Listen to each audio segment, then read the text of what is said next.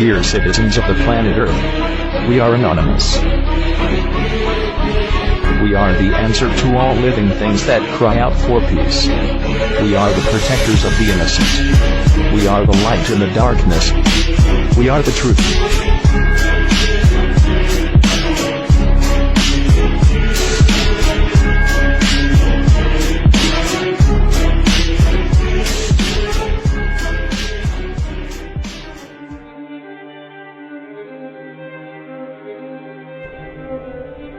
When you have a government that operates without limits, who proclaims the right to arrest, torture and kill anyone, anywhere, with no warrants, no trial, no due process. When you have a government that militarizes the police and grants the armed forces the power to operate with impunity, within your own borders and beyond.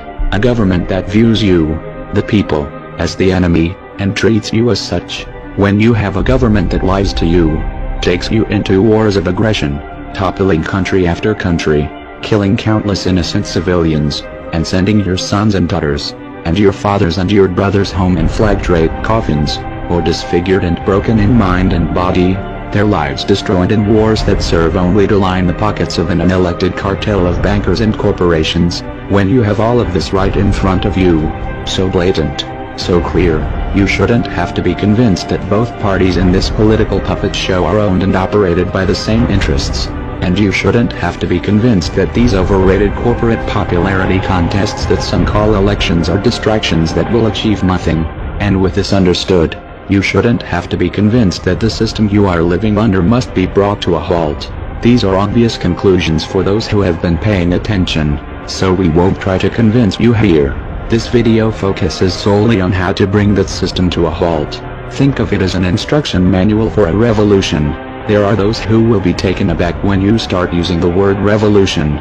Revolution, the act of revolting, and overturning the current power structure is an extreme measure, one that should be handled with extreme caution, and in most cases they should be avoided. Revolutions are dangerous in every sense of the word, and it is difficult if not impossible to predict their outcome, but there are times when allowing those in control to stay in control is even more dangerous. Right now the question you need to ask yourself is this: are we at that point yet? Can the current system be reformed? Revolutions begin with a no, and they end with a yes. Revolutions begin when you say no to those who claim to have power over you, and revolutions end when you accept a new status quo, a new normal, whether that new normal is an improvement or not. The causes of revolution are numerous in form, but there is one common root, and that's discontent. Discontent is the emotion that builds and builds under the surface. It is a storm which brews in the mind of the people, just waiting to be unleashed. The trouble is that it is much easier to unleash that storm than it is to get people in agreement as to what should come next. It's not easy to get people to see eye to eye regarding what needs to happen after the current system falls, so this is usually put off, or avoided altogether. This is a serious mistake. Without clear objectives, chaos usually sets in soon after the old regime falls, and then in the powered vacuum that is created a tyrant rises to bring order. As a result, the systems that follow revolutions are often just as totalitarian or more totalitarian than those that they replace. It should therefore be abundantly obvious that discontent is not a sufficient driving force for a revolution. That is, if your goal is actually to leave a better world for your children and grandchildren. In order for an upheaval to have positive results, it must be driven by a clear and realistic vision, a vision that accounts for the world and humans the way they actually are right now, not the way we wish they would be or hope that they might be, and it must differentiate between that which can and cannot be changed in the short term. There is nothing more dangerous than armed men with utopian dreams. So let's be realistic, shall we? We the people are divided. We have divided ourselves into classes and subclasses, liberals and conservatives, libertarians, anarchists, socialists, anarcho-socialists, monarchists, state-based free market capitalists, anarcho-capitalists, resource-based economy advocates and more. There is absolutely no chance that any one of you is going to convince all of the others that your way is the right way, unless of course one of you rises to political power in the fray and enforces your beliefs by the barrel of a gun. This is the way that usually happens throughout history, and this is what we must avoid repeating. A movement is only successful if it starts with an idea that is strong enough to take root in the mind of the population, and inspires and motivates people to spread it. It is possible for a diverse and divided people to form a coalition in times of great need and unify around an idea, but it only works if that idea meets the following three requirements. 1. It must articulate a clear and defined common interest which will allow the people to work together. The necessity for unification, even if that unification is temporary, needs to be evident to all stakeholders, and it must be accompanied by a sense of urgency which impels people to reach out to others in their community and spread the idea. 2. A clear vision of what you are working towards. What are you going to replace the current system with? Ironing out the fine details isn't actually productive.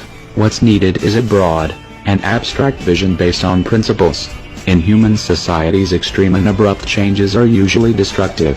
All efforts must be made to attain social stability, and this means steering clear of any sort of utopian fantasies. The time to rewire humanity is not during a period crisis. Historically, such attempts usually end in tragedy. 3. A plan of action, and a clear understanding of the rules of engagement.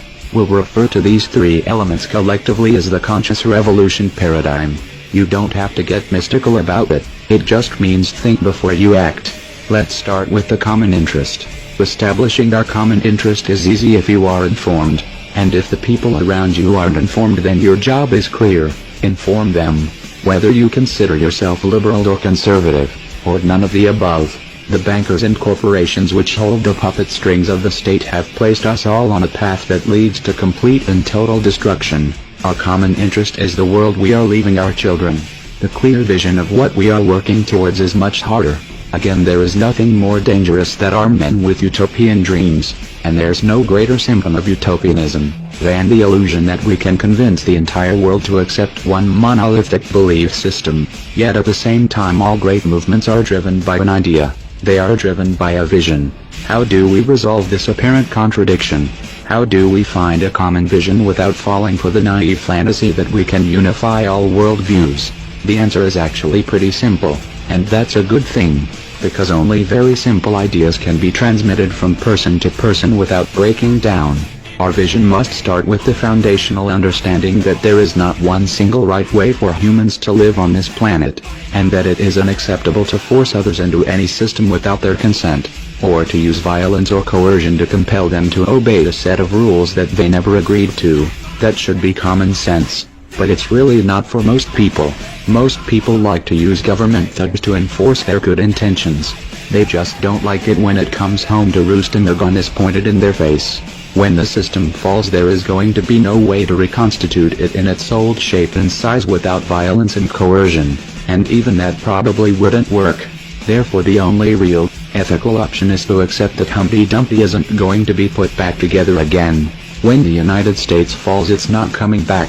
This may not be true for smaller countries who are socially and ideologically unified. When it's time to rebuild, we don't need to figure out one system that everyone can fit under. Rather, we need to figure out an approach which facilitates multiple systems side by side. What would that look like? Imagine a network of small voluntarily formed communities bound together in loose federations that cooperate for mutual defense and trade as needed, with decision-making taking place at the local level. It's a simple concept, one that has been applied many times throughout history.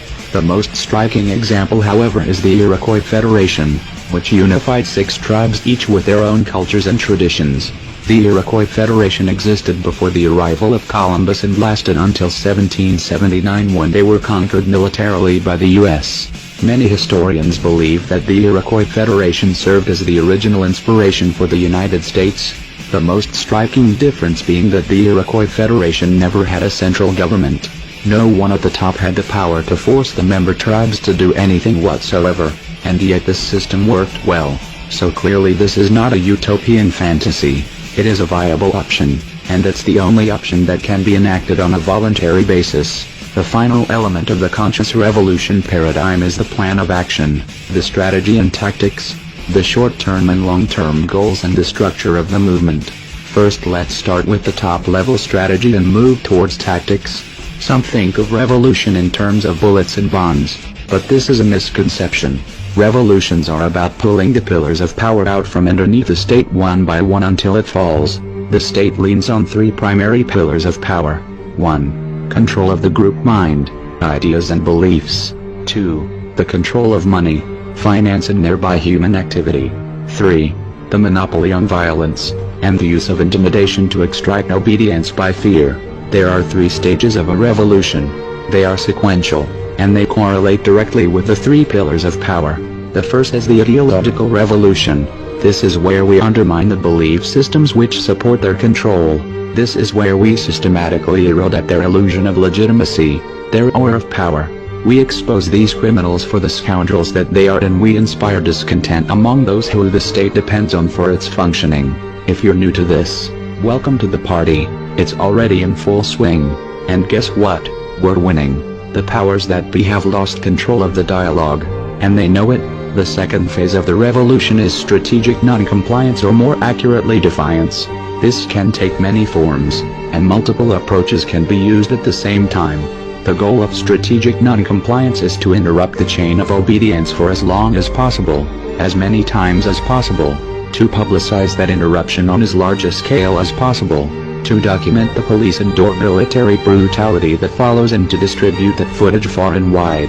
The purpose of this is to damage the ruling party's image, because power is all about image.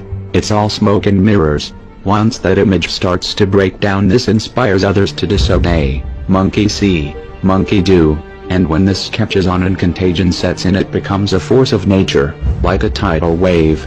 It's all about reaching critical mass. What's crucial to understand here is that revolutions are almost entirely psychological in nature. In this context, building confidence is the most important element.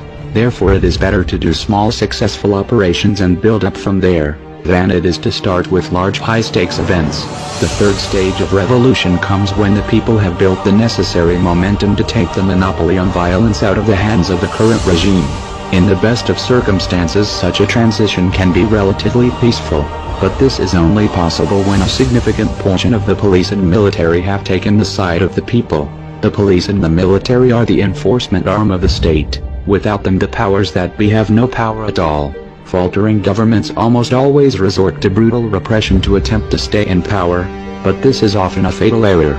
Even one refusal to follow an immoral order can set off a chain reaction that destroys the illusion of authority they so carefully cultivate.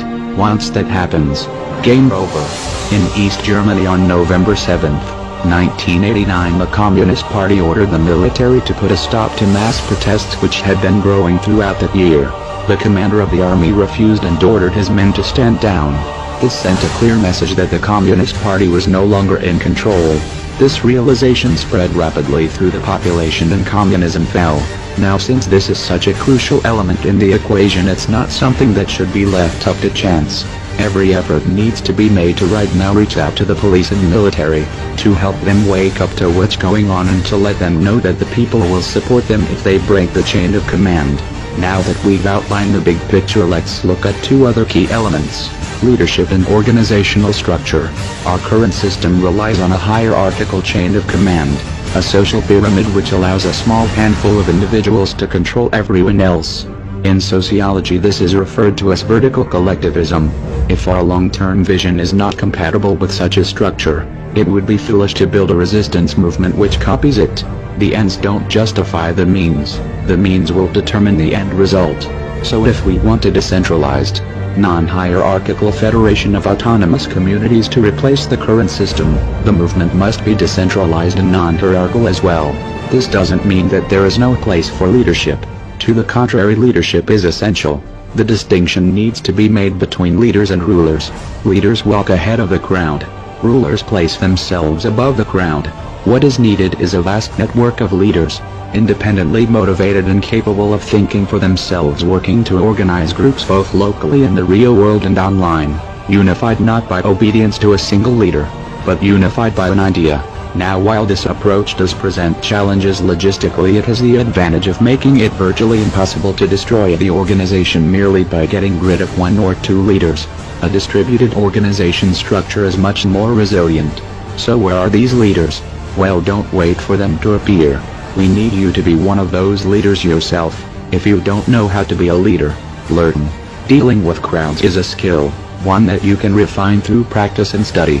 Anyone who wants to learn the basic psychology of uprisings, and how to work with the public should study the following books intensely, reading them each several times, taking notes and reflecting on what they say.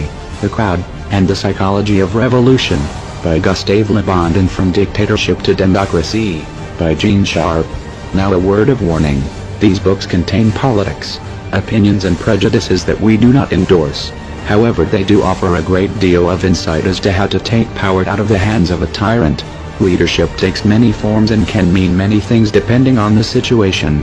However, the primary job of leaders is to inspire people to take action, to organize people into groups so that they can be more effective than isolated individuals, and to train others to do the same. The final element needed to start your revolution is tactics. In the realm of violence, the state has the definitive advantage, and it would be foolish to engage them where they are strongest. Instead, we should use tactics that engage them where they are weakest. Fortunately, there is no shortage of non-violent tactics which have been proven effective in toppling dictatorships. Gene Sharp's book From Dictatorship to Democracy lists 198, but those are by no means the only ones that can be used. The tactics employed by each group will depend on the mission and the specific goals of the group. The military divides itself into Army, Air Force, Navy and Marines so that each can be specialized in the tactics of the terrain where they fight. Likewise, a non-violent movement should have specialized groups for specific issues. This is already developing. Whether you start your own group, join an existing group, or act as an individual will depend on your disposition. No one can decide that for you. The most important thing is to take the first step and to start doing something, anything. Take action and break the inertia of passivity. This is how you take back your power, 1 millimeter at a time. We are anonymous. We are legion. We do not forgive. We do not forget. Expect us.